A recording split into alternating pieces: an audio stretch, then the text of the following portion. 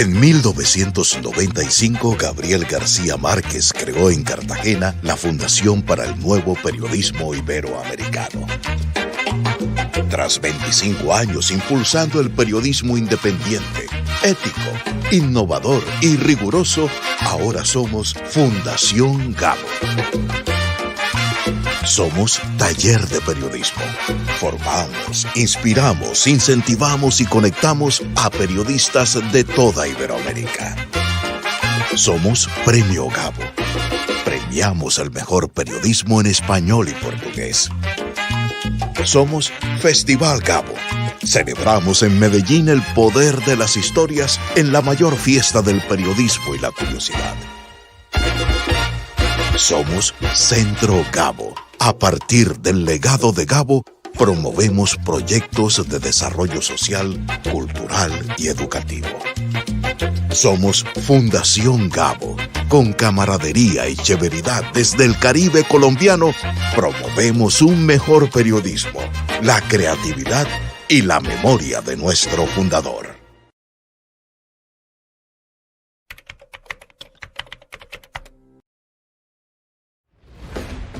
Al proteger al jaguar, apoyamos a que los bosques se mantengan vivos, las especies subsistan y el agua siga corriendo por el continente. Él solo existe si el ecosistema está saludable. En Conexión Jaguar, protegemos, recuperamos y conectamos los hábitats naturales del jaguar en Latinoamérica a través del apoyo a proyectos de conservación y restauración de bosques. Con los proyectos apoyados, mitigamos los efectos del cambio climático al preservar los bosques, que son grandes almacenadores de carbono. Innovamos para que la conservación en manos de las comunidades sea rentable y autosostenible. Al brindar apoyo técnico y económico, para que iniciativas forestales en Latinoamérica comercialicen créditos de carbono de alta calidad para financiar la conservación en el corredor del jaguar. Contribuimos a la protección y mejoramiento de los servicios que nos brinda la naturaleza, la protección de la biodiversidad, la mitigación del cambio climático. Además, apoyamos al empoderamiento y desarrollo de las comunidades rurales. Nos sumamos a las metas globales de sostenibilidad, apoyando al cumplimiento de convenios internacionales y ayudando a la reducción del impacto del cambio climático. Para cambiar el futuro del planeta, necesitamos pasar de los diagnósticos a las acciones. Haz parte de Conexión Jaguar. Apoya proyectos de conservación y restauración de bosques o compensa tu huella de carbono con nosotros para que juntos dejemos un legado a las futuras generaciones. Si hay conexión, hay vida.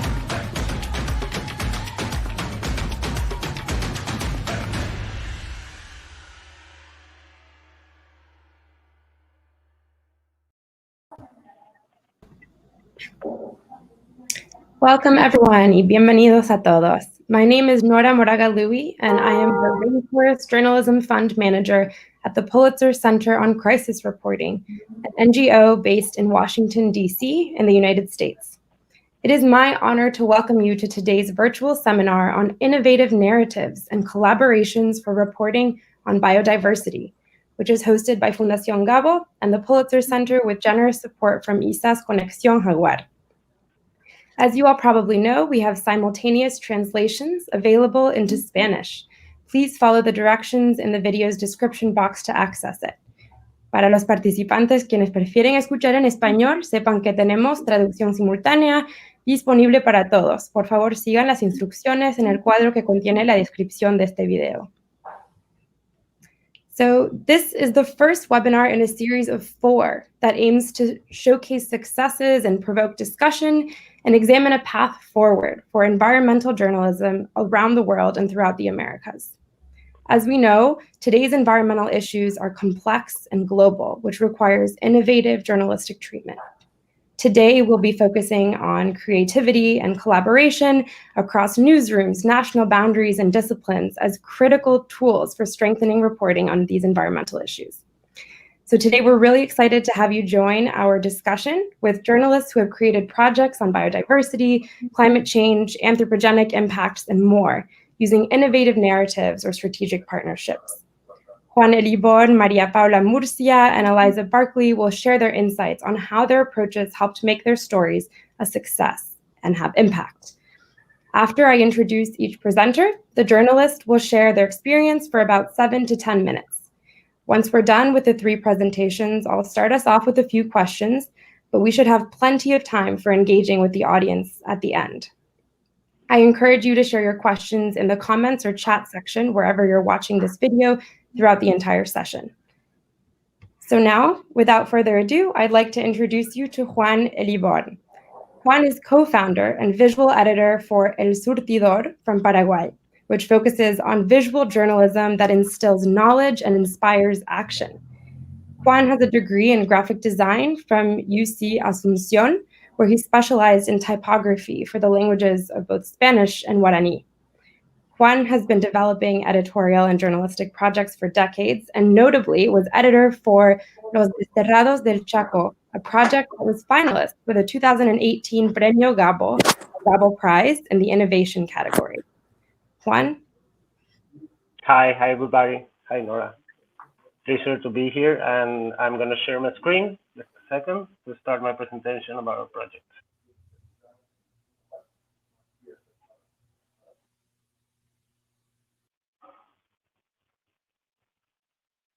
Well, this is a journey to the audience. We started we're settled in Paraguay. This is a country with one of the most unequal land, inequality land distribution. There's a lot of cows, and we have a very, very bad education and health system. So it impacts in our youth population, which is very important for us and is our main audience.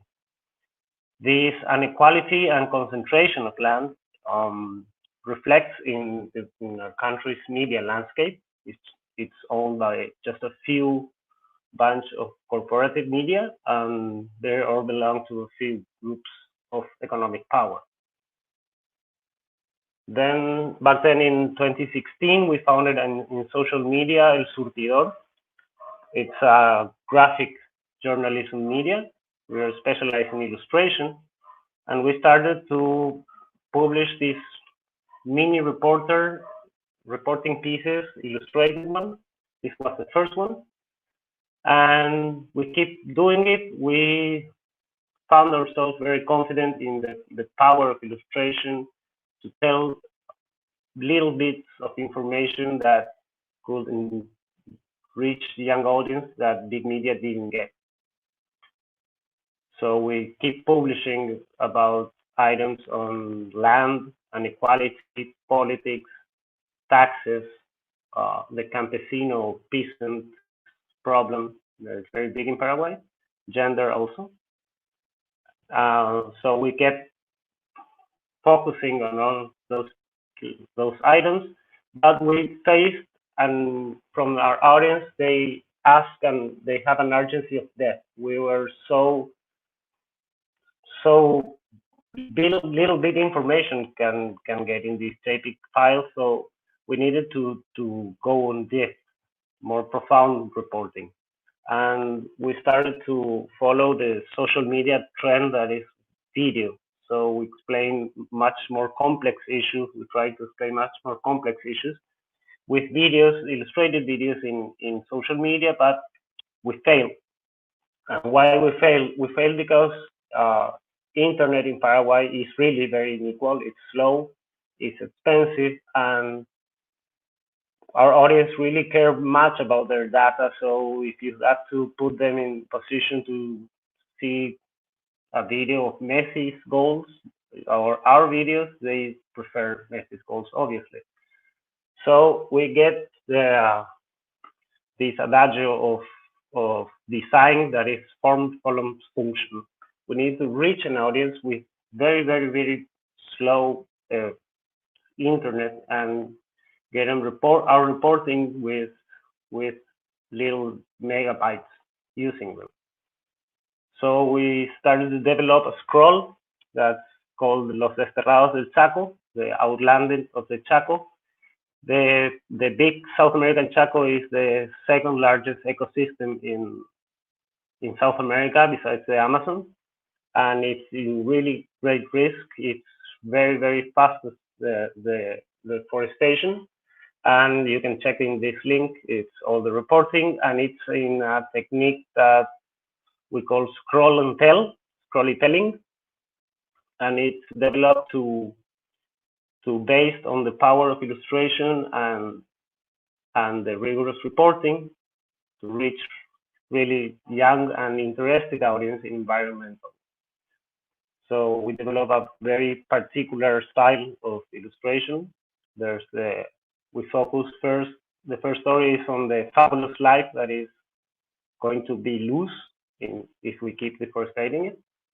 The connection between the barbecues in Europe and the coal and vegetable coal and cow business in South America. We reported about people also, the people that live here and so-called messiahs, Korean so-called messiahs. Is the biggest landowner in Paraguay, and they have a more population in their land. And also we focus on the people that resist, the indigenous and local communities that resist mining in their land. The Scroll and Tell is the result of a big remix with a lot of things we've learned through time, like the video text in digital media or long-form narrative of journalists or online marketing or even illustrated literature that's like the Kamishibai in Japan. Well, we won the Gabo Prize in 2018, and the jury really explained very, very, very clearly what we're trying to do. So I'm going to read it. Storytelling is a resource that improves the experience of the audience. It strengthens the narrative of journalistic story and works in favor of aesthetics of a captivating piece of work. And something we tried to do a long time ago is to explain a complex issue in a way that's very simple. But the fires didn't stop. We were going to continue reporting about it. We're going to locate with satellite images and are making alliance with our organizations to detect who are the people that are guilty of the deforestation. Maybe we are all responsible in a little way about the climate crisis, but there are people that have a lot more responsibility and they're getting a big money for it. Recently, we redesigned our web and our journalism about crisis of the youth and climate crisis is called Futuros, Futures, and you can check it in our web. It's brand new. You can check there in elsurti.com/futuros, and well, we're going to continue to tell people with the power of illustration with the complex issues about climate crisis in Paraguay. And if you're wondering, that's part of the team that works really, really hard to do our journalism. Thank you very much. That's all.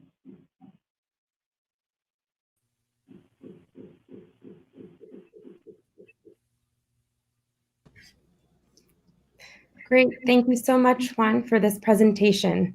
Today's second presenter will be María Paula Murcia, and I would like to introduce our presenter. So Maria is the community editor at Mutante, which is Colombia's first digital citizen conversation movement. And I think we'll be hearing a little bit about what that means next.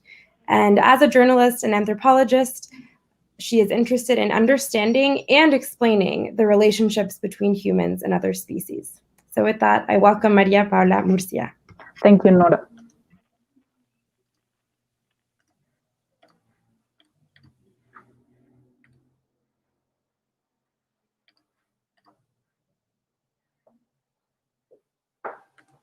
Okay, so our coverage on biodiversity started a year ago when breaking news of the Amazon being burned at Brazil just startled everyone in Latin America, because the Amazon is such a big element of our identity, even though most of us, at least in Colombia, we don't actually know the Amazon. We haven't been ever to the Amazon. But those breaking news that maybe most of you will remember were a very big moment for everyone, because it meant that our very big environmental asset was being burned. So at Mutante, we decided that we couldn't remain silent about this. And we started to make a campaign about SOS Amazonas, because we thought we really needed to cover this.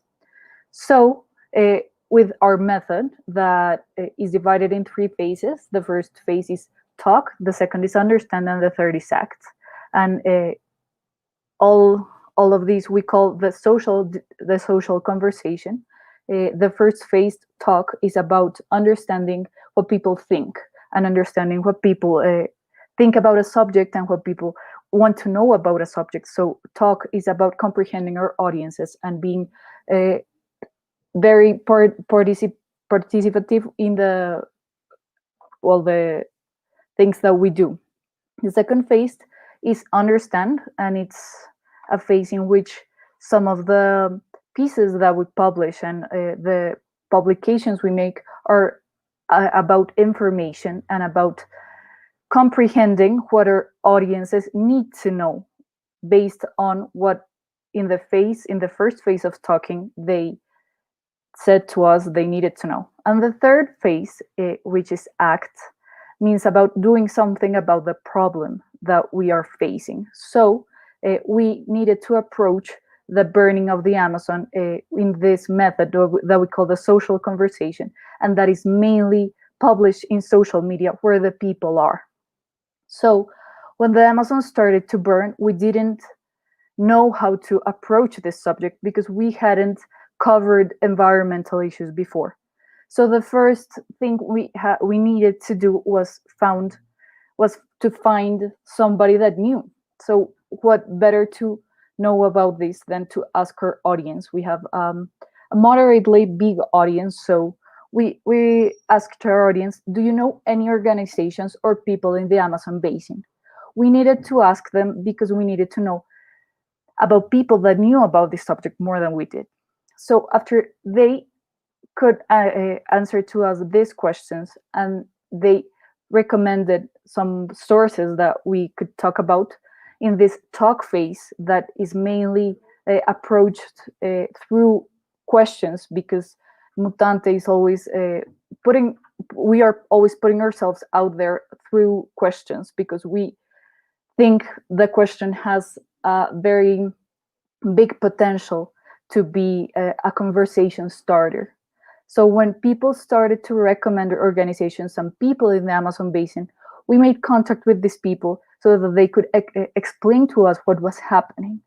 And then what we did was to go on to the understand phase, in which we published excerpts from these interviews we made to the people we contacted because of our audience recommendations.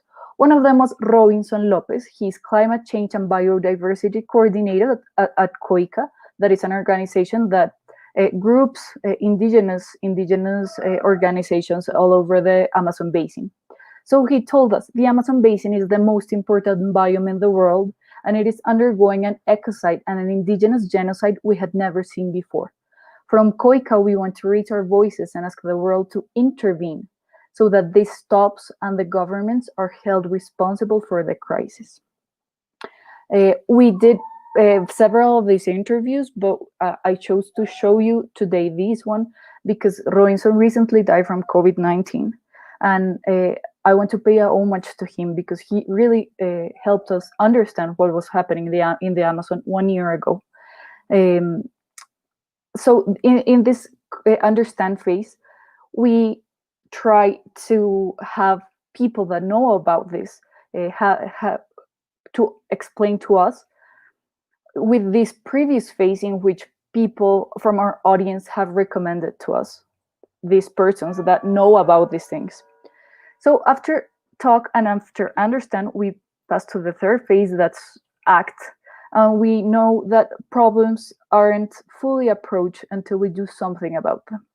So this third phase, in this first coverage we did about the Amazon and biodiversity, we did a guide with an organization that works about these subjects and about food consumption and healthy food consumption and clean food consumption. And we made a guide about 5 questions you can ask yourself about your food consumption to avoid further deforestation. We did this because throughout the conversation that lasted several days, we identified that people were posing a solution that was to stop eating meat. So we wanted to investigate about the reality and the real impact, the actual impact that these would have on the deforestation. So if you want to watch these pieces, we don't fully answer. We just post more questions that can make you reflect about your consumption and take your own conclusions and make your own conclusions. So after this first coverage, of course, these are little snippets of what happened in the conversation. You can go to our social media to know about more of the conversation. But this first approach to coverage of biodiversity made us, allowed us to further cover this topic. So we were invited to participate in Land of Resistance. This is a very big project. It has been made in 2 years now, and it is a project in which journalists and media from 10 different countries in Latin America come together to investigate the threats and the violences that environmental defenders are undergoing now. So we were part of this project, and we made an investigation in the Amazon, in the Colombian Amazonic forest. And after we published the investigation, we further covered the results that Tierra Resistentes, Land of Resistance, made. And we published a participative piece, in which we presented the data they found that is really alarming, really high rates of violence against environmental defenders. And we published this graphic piece that help us to understand what we are facing and what environmental defenders are facing. And from this piece on, we have covered the effects of COVID in Amazonas department. It is a state. Amazonas is one of Colombia's states and is located in the Amazon rainforest. And we investigated the effects of COVID-19 in Amazonas department and its threat to indigenous elders and leaders that are the ones that are protecting right now the Amazon rainforest. So from this initial method and this initial coverage about Amazonas, in Mutante we have been covering biodiversity through social conversation, understanding what people want to know about what we are doing and what people want to know about the environmental issues Colombia is facing and the environmental issues and the violence issues environmental defenders in Colombia are now facing. So these collaborative narratives are the essence of what we do. And we think we can be nurtured from our audience's questions, and that we can understand better if we respond to these questions instead of posing ourselves the questions and responding to only the questions we make to ourselves.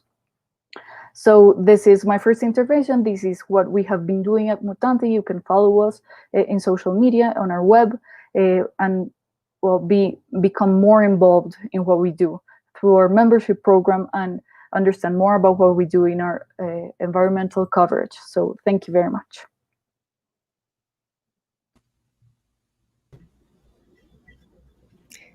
Thank you so much for sharing. It's very exciting to hear how your work on the Amazon fires actually led to further partnerships like Land of Resistance and other work on the same region. And it's even more impressive to hear that a lot of this is thanks to listening to your audience. So I appreciate your presentation. And our final presenter today is Eliza Barclay. Eliza oversees Vox.com's health, science, energy, and environment coverage. Previously, Eliza was a reporter and editor at the National Public Radio based in the United States, And most recently, Eliza edited the food blog, The Salt, which earned a James Beard Award, a Gracie Award, and an Association of Food Journalists Award. Eliza has also been a fellow with the International Reporting Project, the Metcalf Institute for Marine and Environmental Reporting, and the International Women's Media Foundation. Eliza's team is also a Pulitzer Center and Rainforest Journalism Fund grantee. Welcome, Eliza. Thank you so much. Y hola a todos. Quería agradecer al Fundación Gabo y Pulitzer Center por invitarme, and I'm going to speak in English now. So I'll just tell you a little bit about our project that the Pulitzer Center funded, and then I will show it to you. And I just want to tell you how it began. So in 2018, I was at a deforestation event in Oslo, Norway, called the Oslo Tropical Forest Forum. And I met someone from the Nature Conservancy there who told me that, he was very frustrated that nature-based climate solutions got so little attention. He felt like the media had a sort of bias that reflected a kind of cultural bias towards, cool technology. Like, the media is much more inclined to write about solar panels than forests and wetlands and ecosystems that can be climate solutions on their own. And so that kind of got me thinking, how could we tell a story that would be very compelling to educate our readers about ecosystem services and specifically forests. At that particular event, I learned so much about the ecosystem services of tropical forests and felt like they're very underappreciated as an ecosystem. And so at the time, I had also been reading a novel called The Overstory by Richard Powers. This is an amazing novel that also happened to win a Pulitzer Prize. And what he does is he has about 8 main characters, and each one of the characters has a relationship with a particular tree species or forest. And so the trees are almost as important, if not more important in this book than the humans. And so it kind of gave me the idea to do a project where instead of putting so much focus on humans, we actually made the trees and very specific tree species from 3 different critically important tropical forests, that we made those trees the main characters. And then we made them compelling by really highlighting a certain ecosystem service of this tree. Now, of course, these forests are very complex ecosystems. All these different species work together. So in some ways, it's by isolating it, it's a little bit of a storytelling device, right? No one tree does anything that's any more important than the whole system working together. But it was a way to help kind of highlight the magic and the really cool qualities of these trees. And then, of course, we wanted to have amazing visuals to really highlight both the beauty, the intrigue, and just to make these trees really compelling characters for the audience. And then we also were able, thanks to the support of the Pulitzer Center, to do this across borders. So we focused on 3 countries: Brazil, Indonesia, and Democratic Republic of Congo, because these are the regions or the countries with the largest expanses of tropical forest in the world. And they're also, of course, facing severe deforestation threats. And so we tried to bring out those issues as well in the stories, because, of course, the plight of these trees is very extreme because there are so many pressures on these forests from humans. So I will show you what we did here.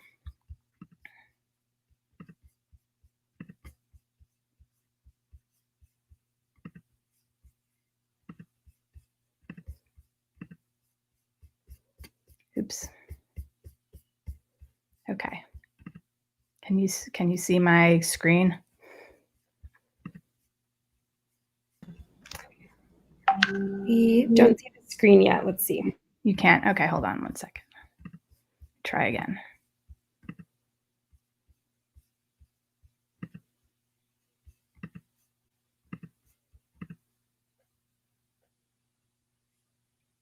Yes.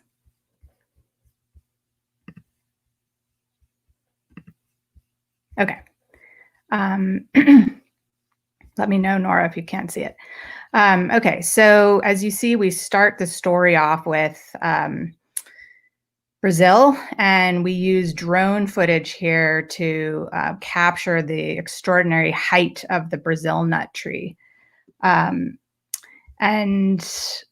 then we go down and we get into the superpower. So as I said, we wanted to feature an ecosystem service of each one of the tree species. And then in almost every case, these are global ecosystem services. So the service that the tree is providing is not just to the local community or even to the region, but really to the whole planet. And so we used graphics to show that here. These are obviously custom hand-drawn illustrations. We also use maps to try to show where exactly we went to see these trees, meet these trees. We used photography. And as you can see, also, we use this very limited text. So this was a new kind of format for us. We're a website and we publish long articles, usually that are very text heavy. And for this particular project, we wanted to do a different style so that it was more focused on the visuals, more focused on the trees, less on the text. And so we worked really hard to distill down the story and use very limited text, which was frankly, one of the hardest parts, was to tell this story in as few words as possible so that the visuals could really pop.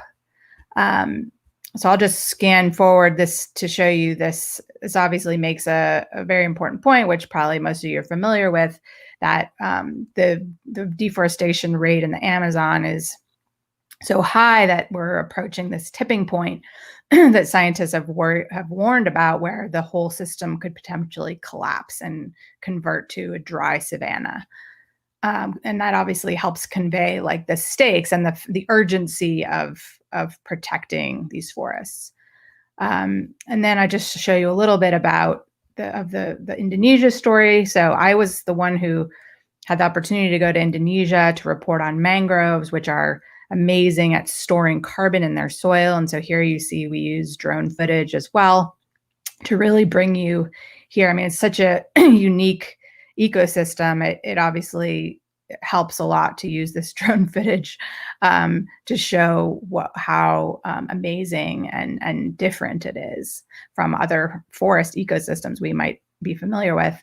And of course, the mangroves, it's really all about the roots and the fact that the carbon is stored underground because the water actually helps keep it locked in there.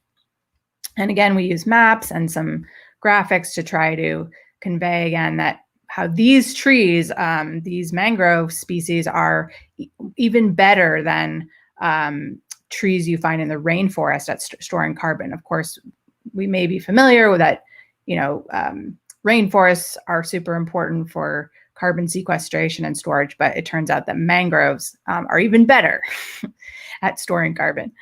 And as you can see in each one of the stories, we also really wanted to showcase the local scientists who are studying these exact issues.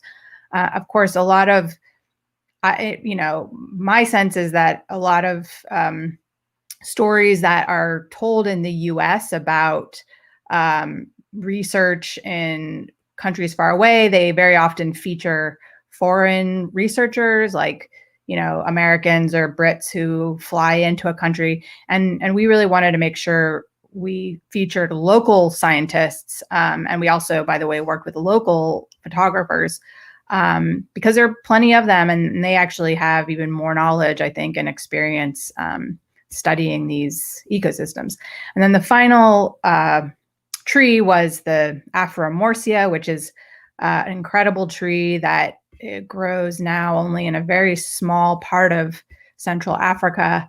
It has also, as you can see, this is the former total area that this tree was found, and now it is only found in this very small area because of deforestation. This tree is one thing that was interesting about it is that this region has received so much less attention from the international science community than, say, the Amazon. And so there's less known about this forest, the Congo Basin rainforest, as well as these tree species. But there is a research station that recently reopened, and now there are a bunch of Congolese scientists who have great hope for this species as both a cash crop and a super ecologically important species to preserve. And again, we really wanted to show those local scientists. And so in addition to this story, which is the main story, we also published 3 long form pieces about each one of the countries. So you might recognize the scientist from the other story. But here I really went very in depth into, what are the pressures on mangroves in Indonesia, and included the voices of local community members. So this is, lots more text for people who wanted to go really dive deep into each country. And so we published one of each.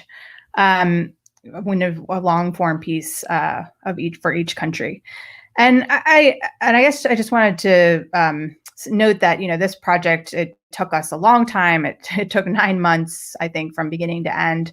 It's a very, it was a very labor intensive, resource intensive project, difficult to execute, but it really had such a great collaborative element in terms of working with, we had to find these scientists. They had to agree to let us accompany them to these remote research stations. We had to find local photographers.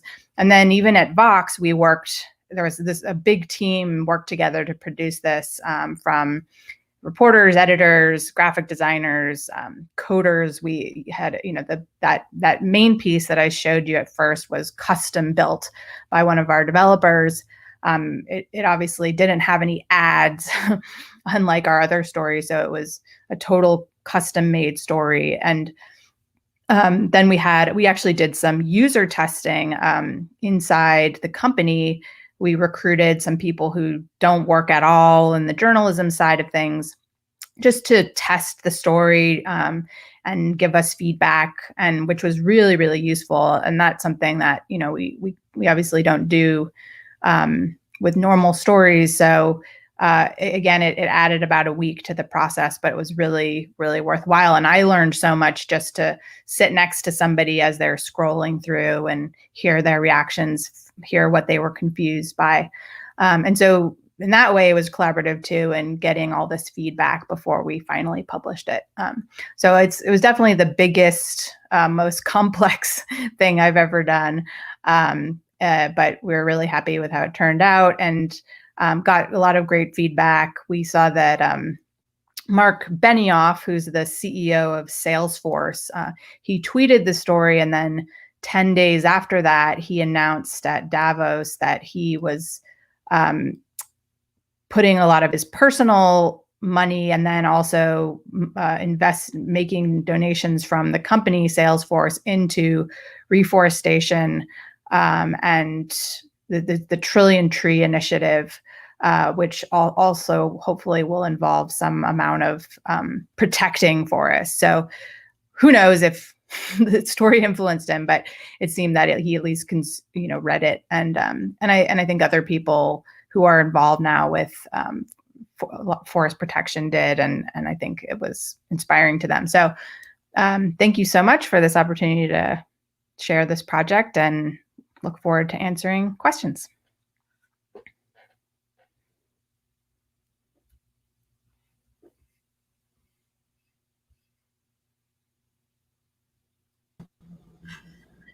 Great. Thank you so much for this presentation, Eliza, and congratulations on a big, complex feat.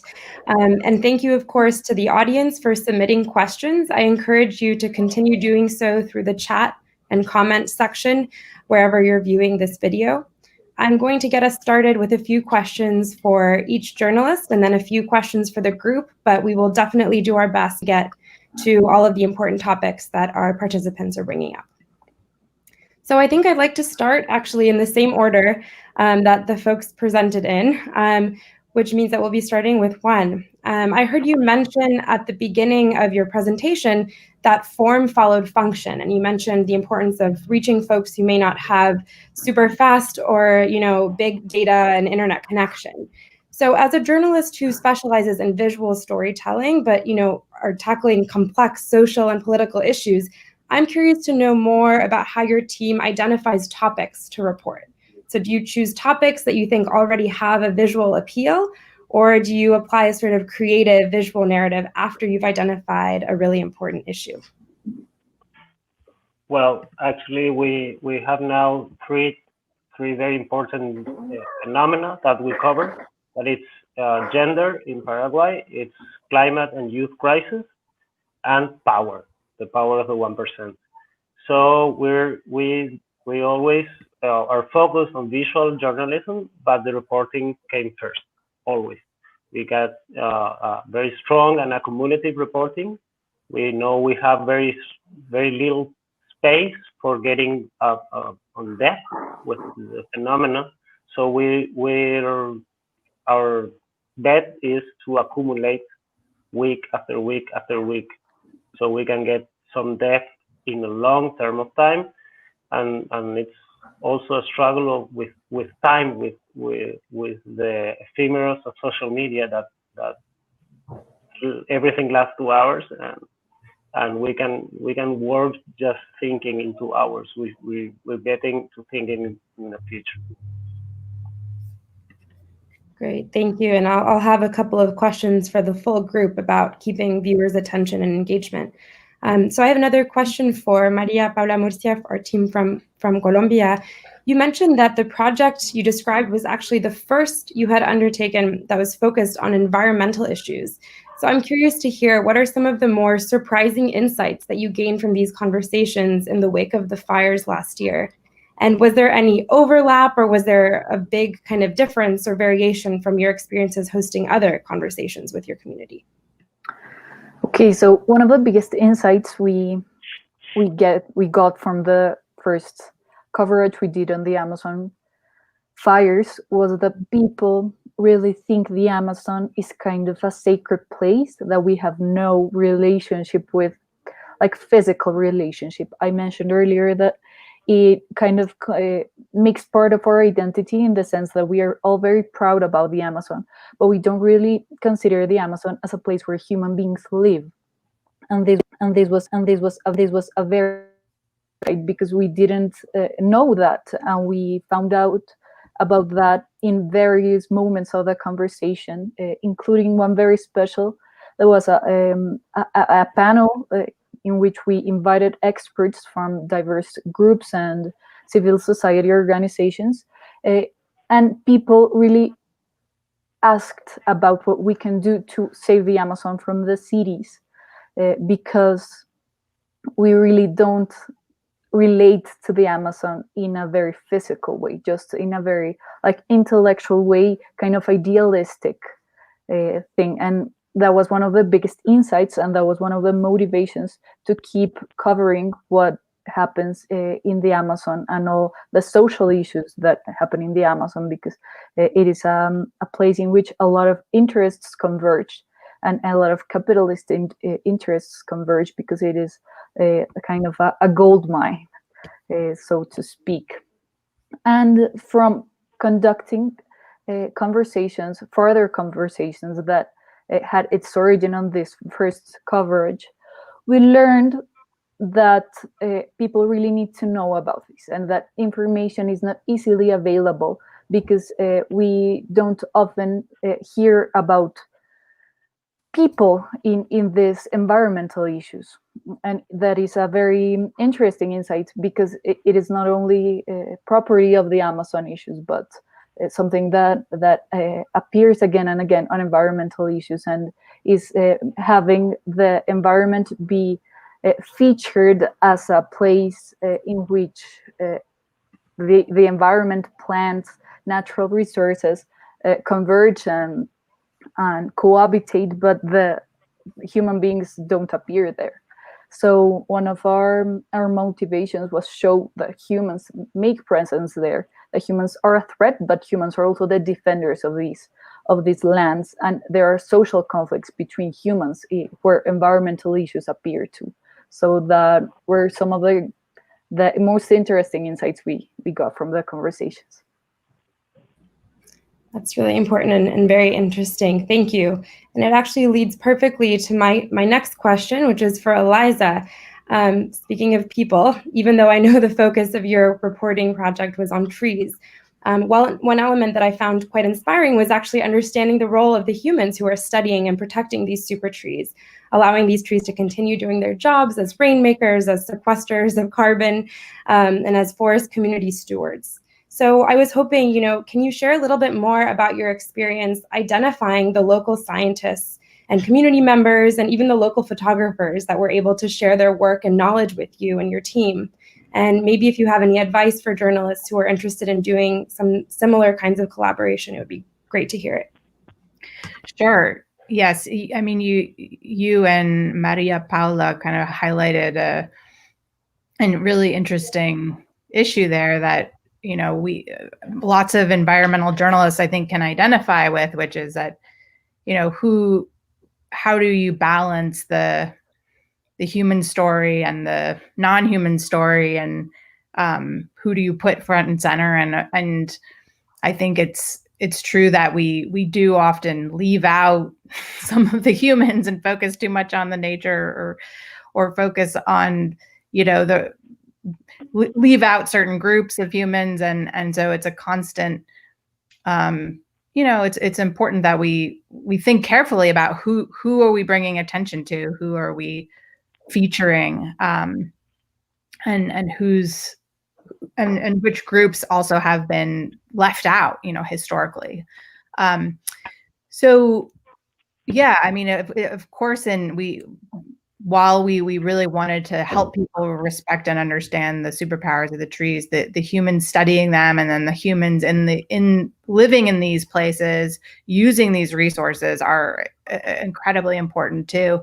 In terms of how we found the scientists that we worked with, in two cases, we asked scientists that we already knew.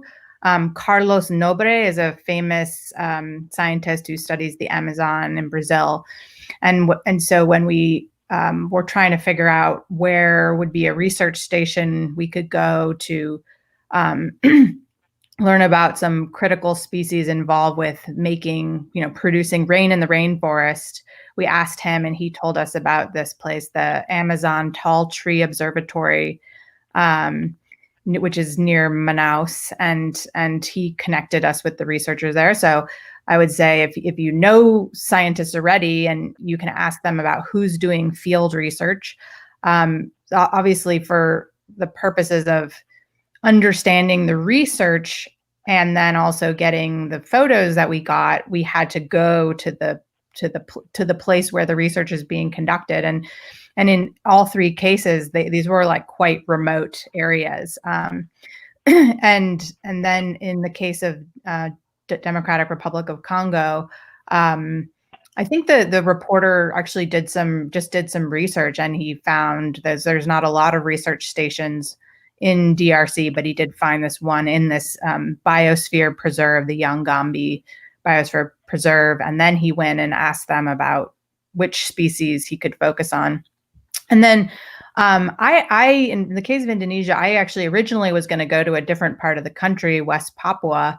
And I had been in touch with some conservation groups there that were partnered with some scientists. But I was not able to get a visa to go to West Papua because they don't want foreign journalists in there reporting on the autonomous movement there. And so I had to kind of scramble.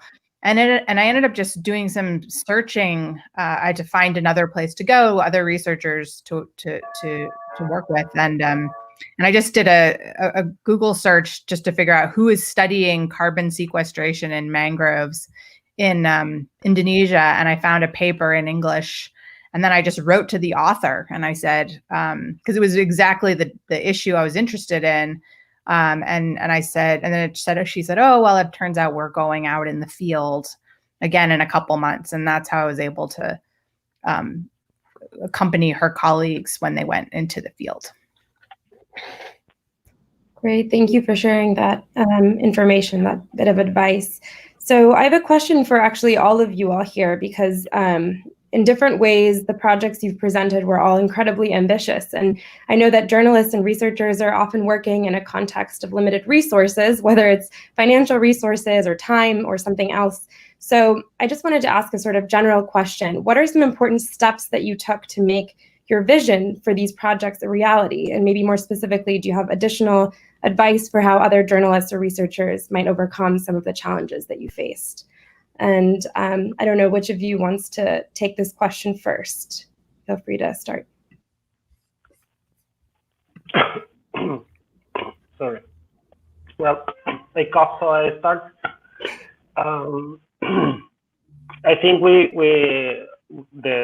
started with no research this 4 years ago, but something we've learned from failures in the past in our project is that you have to get people getting the money and only getting the money. You have to get people that know the project and know the importance of journalism and specialize in getting the resources to get it done right. One thing we've learned a lot is that kind of very independent journalism always rely on voluntary work. And we had great experience about that, but it's not sustainable. It's just not like that it works. When people need to learn and to feed their families, it's not gonna last. Well, I would like Go ahead. I would like to continue, and I was thinking about the title of this event actually, and I think the clue is there: collaboration. And collaboration is really important when it comes about to overcome issues, financial issues, reporting issues, security issues. Collaborating is all about joining efforts, and it's always easier that way. Even financially, collaborations get more attention from the ones that put the money, because they're more interesting, and the joint efforts can make an investigation be more firm, stronger. So a piece of advice would be collaborate. Don't be afraid to collaborate, because competition is not getting you anywhere. Great. Eliza, any observations from your end? Yeah, just that in my experience, if you have in some ways it's easier to find support for a more ambitious project that really has a kind of cohesive vision and has that promise of like delivering something really amazing. And so, you know, it's like if you go big, you may be able to find, foundation support or support from a group like the Pulitzer. And so I think that part of the key there is just coming up with a really strong idea, in the beginning, and something that's going to be unique and different and really add value to the conversation about whatever you want to cover. So I think, conceiving a project that's ambitious, you may have better luck than finding support for it than something that's sort of smaller and more conventional. Yeah, great. I also wanted to just, say how excited I was to see a lineup of journalists with such unique academic and professional backgrounds with us today. And you're all focusing on environmental issues with impacts for generations to come. Throughout your presentations, you all mentioned some kind of impact coming from your journalism, whether it's donation or a change in attitude from the public, or even, helping the journalistic community learn something from the public. And, given all of your different backgrounds and focuses, I was hoping that the last question coming from me would be, What is impact in environmental journalism, and how do you define it in your experience? And then maybe even how do you seek to measure it if you've gotten there? So we can start maybe with Maria Paula, since you mentioned that ACT was one important step in your process. Yeah, sure. It's actually the phase we base our key performance, our KPIs measurements. So not only that, but it's a key phase for us.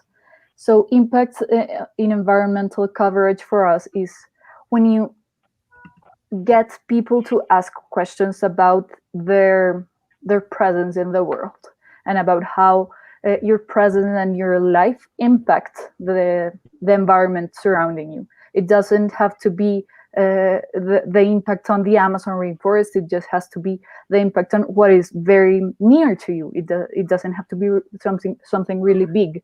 But we have recently come up with a new measurement, impact measurement KPI that is the audience needs that we identify throughout the conversation and how many of them we attend throughout the conversation. So if we identify that the audience have, for example, in the example that I showed you, that the audience is posing a solution that is stop eating meat as a way to impact the deforestation in the Amazon, and we really investigate if that is an actual thing that will solve it, then we know that we are having an impact, even though it's not a public decision or a government decision, but people's decisions are impact, and that is the impact that we most crave.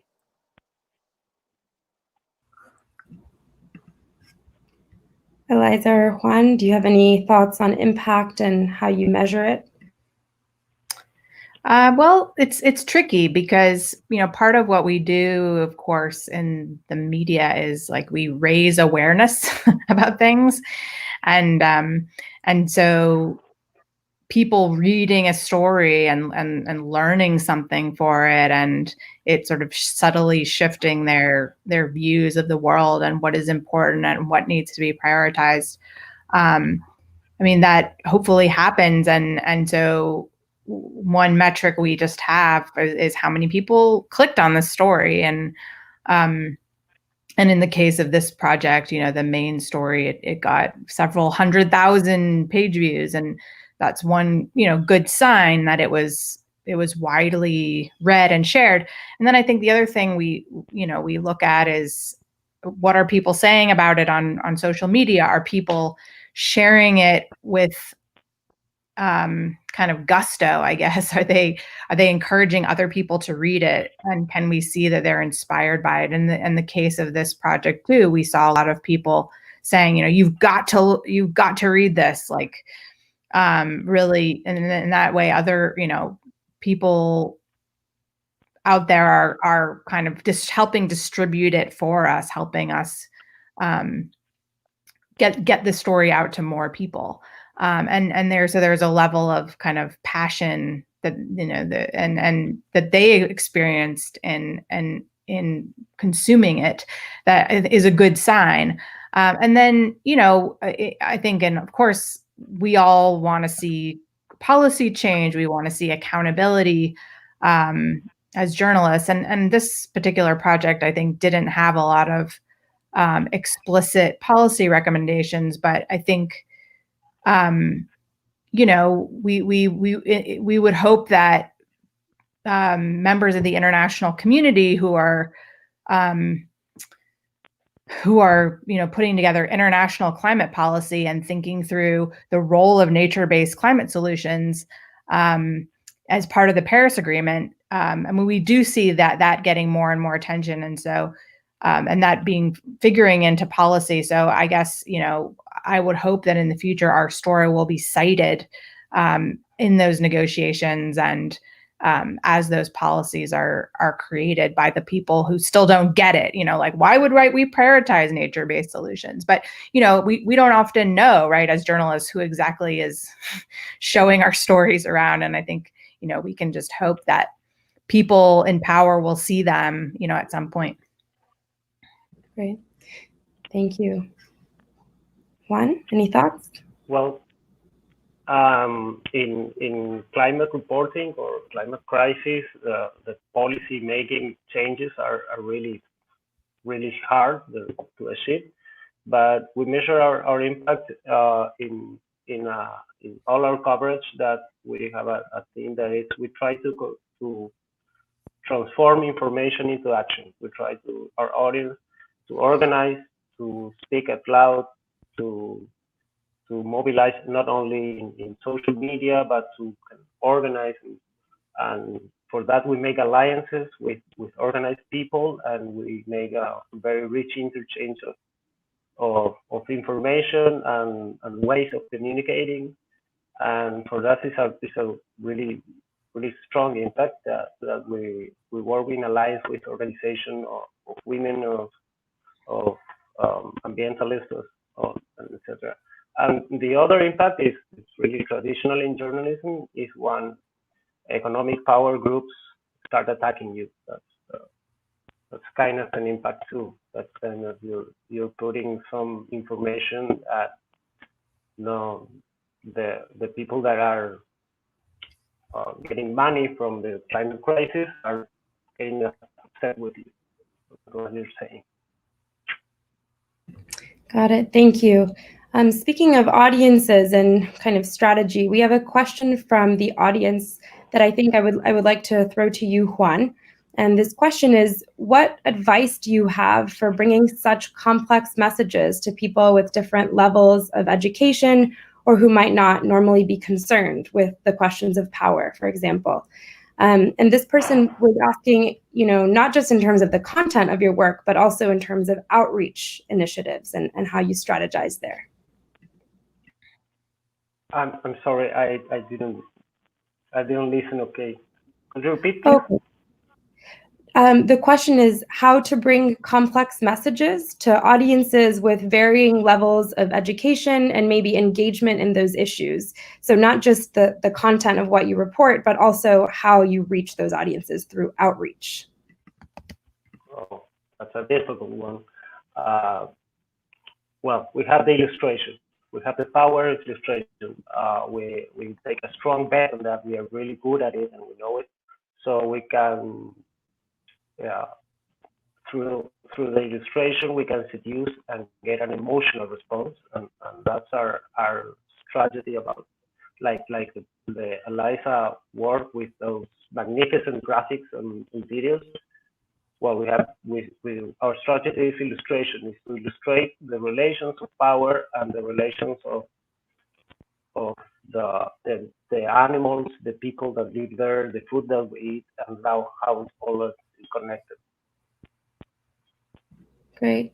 And María Paula, how do you recruit people to your networks, to your social networks for the conversations and listening? Well, we start with the base we have of followers in every social media, Facebook, Instagram, Twitter mainly. We recently launched our webpage, so we're recruiting new followers for our webpage. But then from then on, we have developed some strategies through WhatsApp too.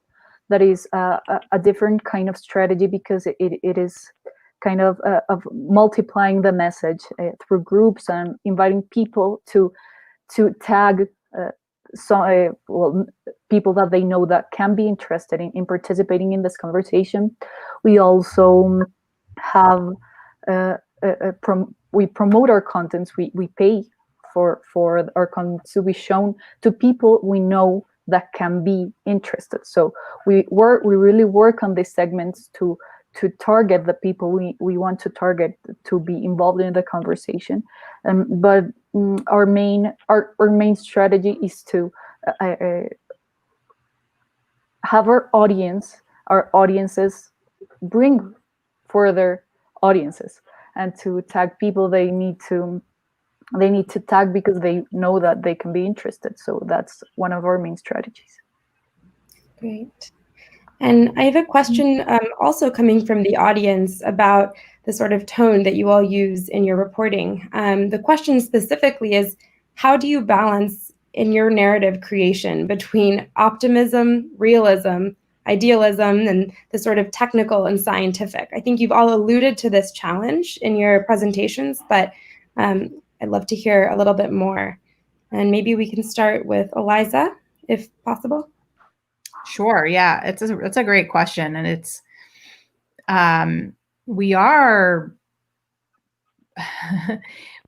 I think, juggling all of those things, and I suppose in this particular for this particular project, and I would say that, I guess, broadly speaking, in my team, when we cover climate change and other ecological crises, I think we take different tones depending on what the story is, and some are more optimistic, some are more very cynical, some are more idealistic. Yeah, so we can I think utilize all of those tones to some extent depending on the story. In this one, I think we really wanted to convey the urgency of the tipping points, because I think that one thing that drove us was that we knew that most people were not aware of how close we are to, especially with the Amazon, to this tipping point of losing the whole thing. And we also knew that people were more aware in 2019 of the plight of the Amazon because of the wildfires, which were such a huge international news story. And so I think there was an element of hey, there's a very limited window here to act, and that was the most important thing to convey. And of course, we didn't go into exactly, here's what you as an individual could do. We chose not to for this particular story. But yeah, I think it was leaning a little bit more into, we are in a crisis and we need to recognize it as such, and also see the preciousness of these ecosystems, and that we really could lose them, in our lifetime. But I think it's a great question, and I think that every journalist should ask themselves, for every story, what's most important for this story in this moment. I think that there's a lot of room for pessimism has to be a part of it, as well as optimism, and I think that people need to understand the stakes for future generations, and we in the media have to. There's a lot of really core messages that we have to keep hammering home about what is at stake for future generations if we don't, get off fossil fuels, don't stop these activities now, and also how do we engage local communities too, so that they have a say and an opportunity to participate in the process. Thank you. Maria Paula or Juan, do you have any comments on this balance between optimism, pessimism, realism, and idealism? Yes, well, Juan, do you want to go? Okay. No, please, thank you. Well, I think language is everything here. And language is built and is conveyed upon context. So I think you have to listen to what people need and to the people's moods, because language conveys emotions. Of course, tone is not going to be ever the same, because we don't want to convey the same emotions always. So when we listen to our audiences needing more optimistic things and a more optimistic tone, then we need to tone down the more pessimistic tones, because we don't want to convey a gloom mood always. That is not a positive thing for anyone. But when things are not good, you cannot sugarcoat them, and the tone has to be direct, has to be firm, because we are speaking about subjects that really require our attention and that really require our concern. So tone has to be balanced between what you need to communicate, what your audience needs, and what the troubles or the issues you are approaching need. So yes, that's it.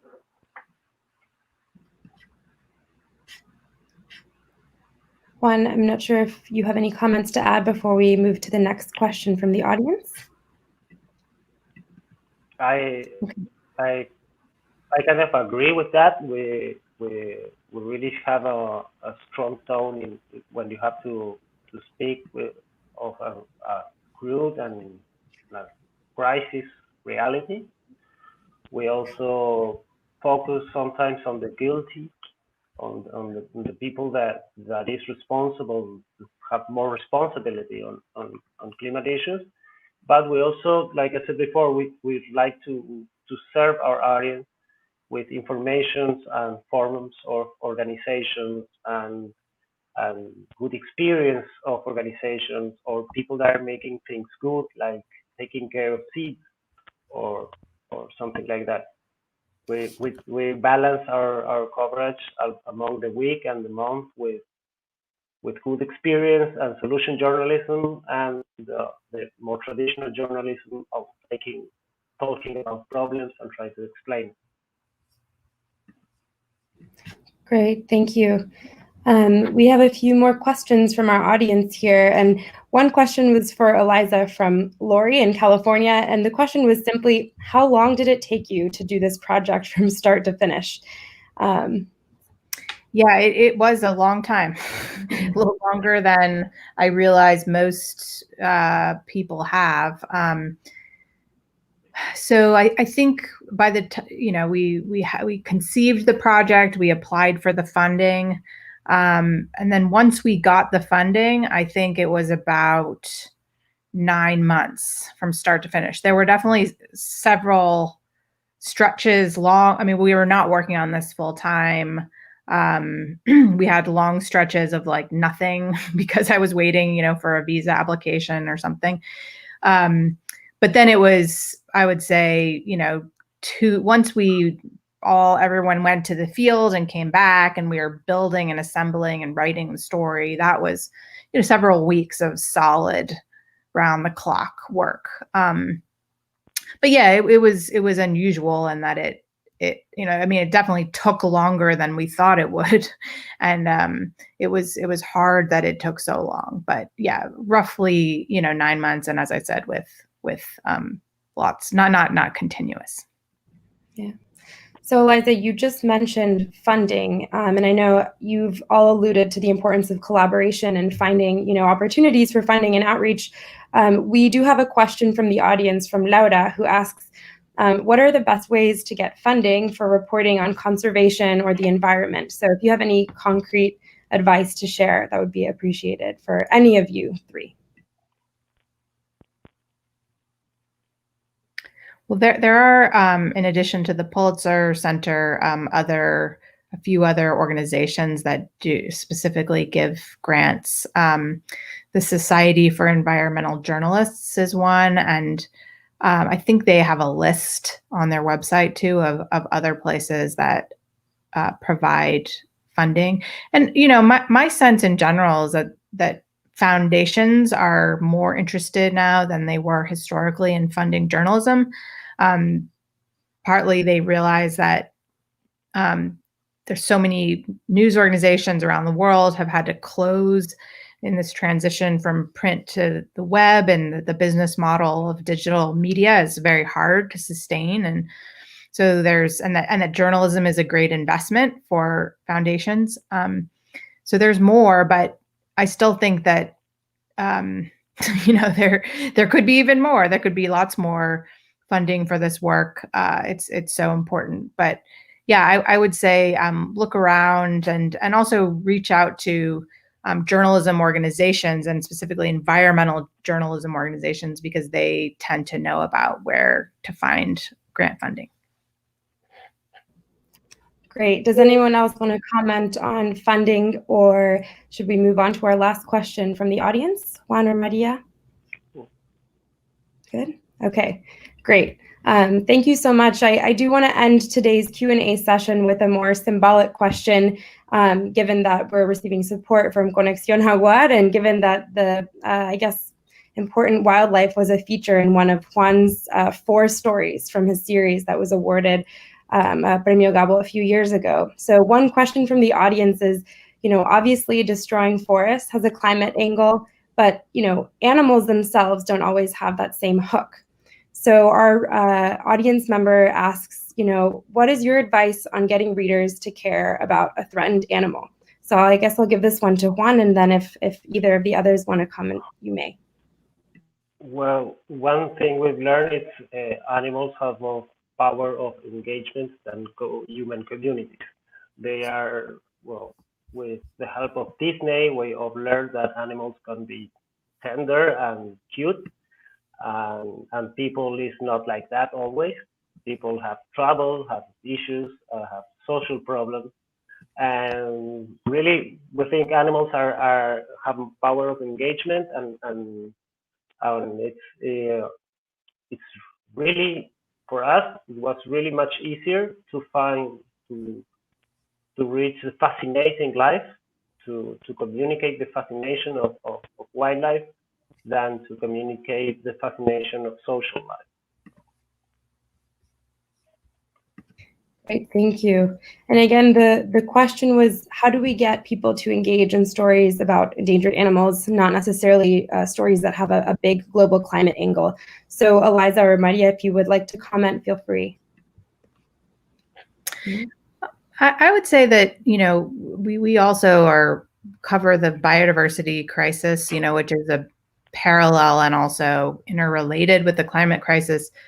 And I think that, it's always important to convey to people, I think with biodiversity, again, this theme of ecological relationships and how every, species, animal and plant and human species are dependent upon each other in lots of sort of surprising ways. And I think that can be a great theme to tease out, so that we're not just conveying to the audience, like, we should save this animal because it's cute, right? No, it's part of a complex system. And if you remove it, there can be cascading effects, and the whole system can fall apart. And so I think people, once that theme of the relationships, I think, is really interesting. People can relate to that, and just seeing how species work together, support each other, and that it's a delicate balance. Thank you. Well, we haven't specifically covered stories of endangered animals, but I think the key to managing the people to engage with endangered animals is to convey the message that we humans are animals, and that we have endangered those animals, and that we are not different from any other animals, because we make part of the natural resources network that makes up the world. So as long as we can identify with that vision of reality and with that way to be in the world, I think it is really easy to engage with endangered animals, because we could potentially be endangered animals because of our own fault. So I think that is important to say, and it is important to live that way, because it is the key in our stories, to understand our life and our presence in this world as something that is not only ours, but also belongs to other species. Wonderful. Thank you so much to the three of you. And that seems like a very appropriate way to close our session today on collaboration and innovative narratives for covering biodiversity and other related issues. I also want to thank our audience for all of their questions. And I'm sorry if we couldn't get to all of the topics that were brought up. Hopefully this is just but one of many conversations that will be held on this issue, on these topics. So I wanted to quickly say that Fundación Gabo and the Pulitzer Center are very eager to support and showcase award winners and grantees, respectively, who we think can inspire these innovative, thoughtful, and impactful discussions, and of course, consequently reporting on some of today's most pressing and important environmental issues. So if you enjoyed today's conversation, I do encourage you to join us for future events as part of this special series on environmental reporting. Other topics will include reporting environmental stories with Indigenous perspectives, investigating power in environmental crises, and of course, local solutions for global change. You can visit the Fundación Gabo's website or the Pulitzer Center website to learn more and register for these bilingual sessions, again, with translations available into both Spanish and English.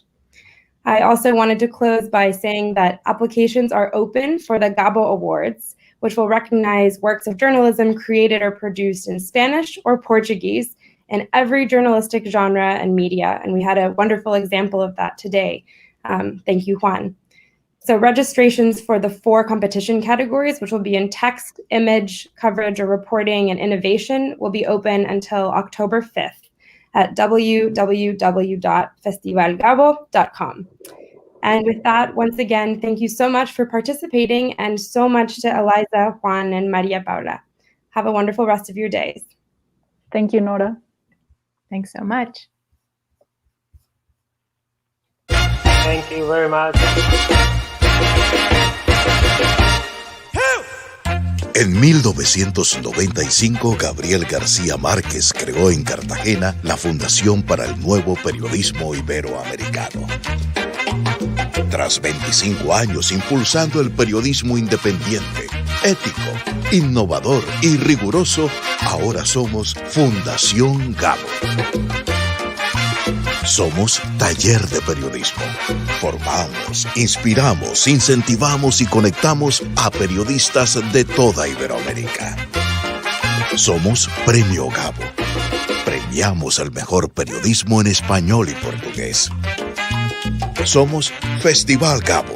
Celebramos en Medellín el poder de las historias en la mayor fiesta del periodismo y la curiosidad.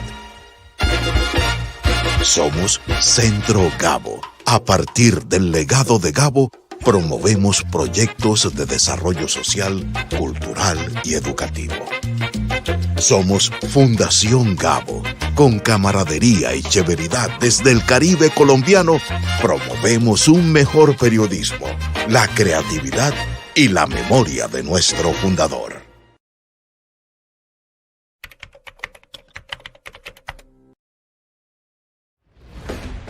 Al proteger al jaguar, apoyamos a que los bosques se mantengan vivos, las especies subsistan y el agua siga corriendo por el continente.